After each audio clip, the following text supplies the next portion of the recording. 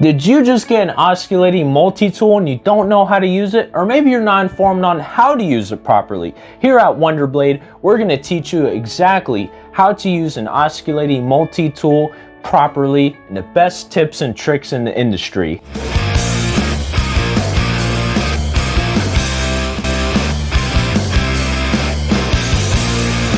Now, while it is important to have the right oscillating tool, it's just as important, if not more important, to have the right oscillating tool blade. Now, the thing about this is that you could go to the store and you could spend a bunch of money on these bimetal blades for cutting wood.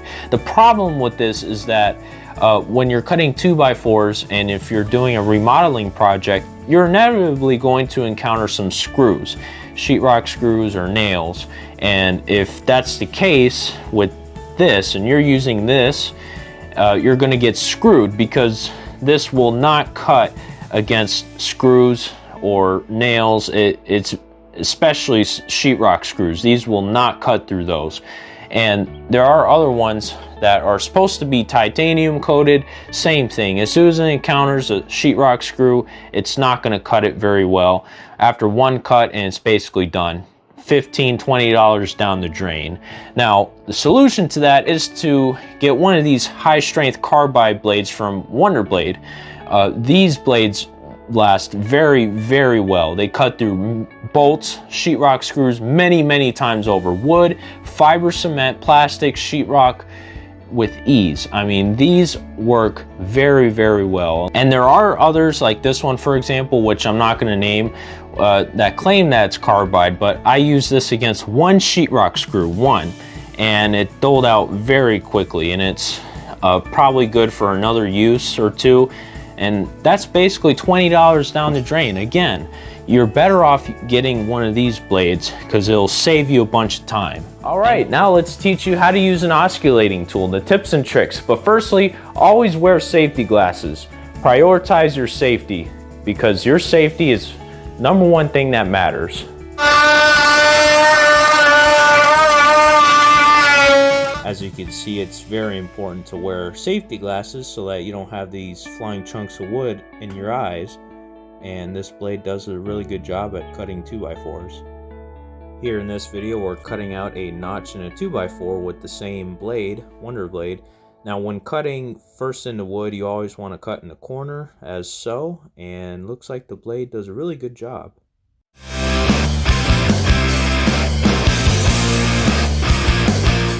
Another use of an oscillating tool is, for example, if there's nails that's in a 2x4 or stuck to a wall and you can't get it out with a hammer, well then that's where an oscillating tool can come in handy. Now keep in mind that this oscillating blade is very durable, and that's very important as well. Keep it flat like that to have a flush cut, and as you can see, this blade really does cut through nails.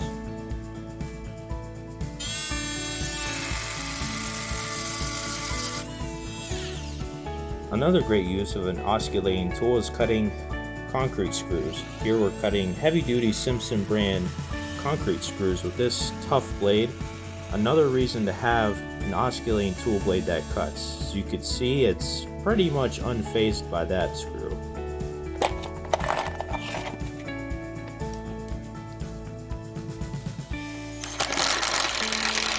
As you can see here, we're using the same exact concrete screw and using a regular metal blade that is commonly sold in stores, and as you can see, it's just not cutting this concrete screw. And this video was sped up.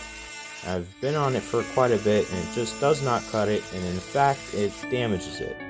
Now here we are going to attempt to cut this same concrete screw, however we're using a blade, this carbide blade from a different manufacturer. As I mentioned before, I did use it against one sheetrock screw and it damaged the tip.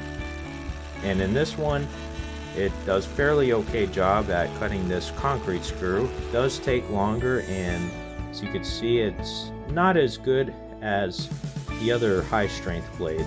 Now, as you can see, when we're going to be cutting fiber cement, this is hardy in particular that we're going to cut. Now, when cutting fiber cement, just like wood, You want to keep it smooth and steady. You don't want to push your entire body weight on it. Just keep it smooth and steady and let the blade do all the work for you.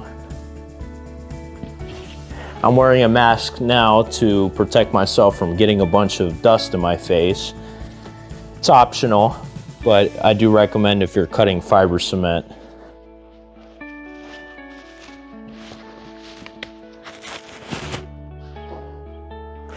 Here in this example, we're going to just cut a little notch right here. Now, when you're cutting, again, just apply a little bit of pressure. Use both hands. And don't try to just use one. You may have to use one to hold it, but if you're doing that, then make sure to hold it like this. Hold it like this, firmly. Now, if you can, I would recommend two hands. One right here, for making precise cuts.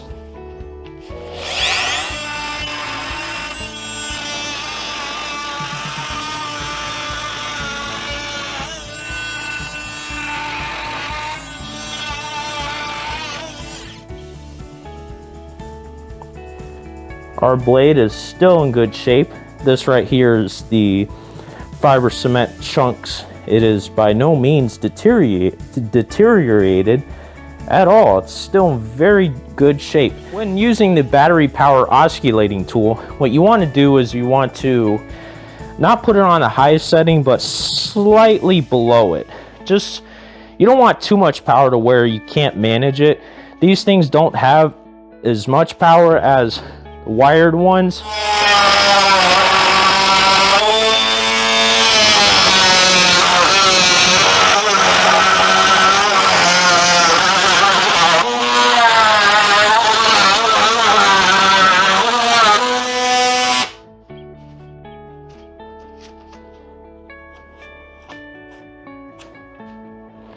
Still in great condition. Like I said, a bunch of the fiber cement chunks are in the blade, but all teeth are still there and it's holding up very, very well.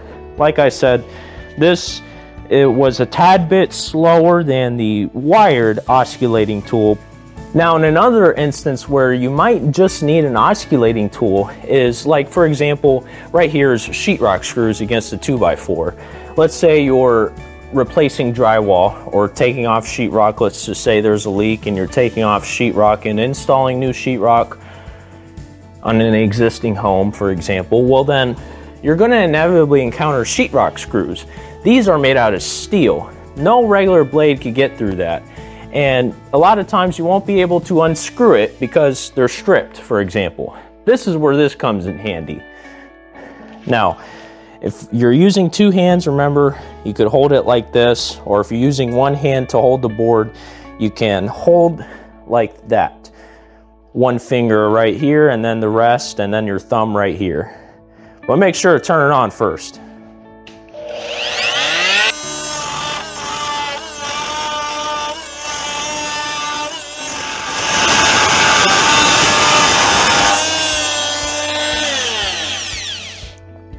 Very, very good blade.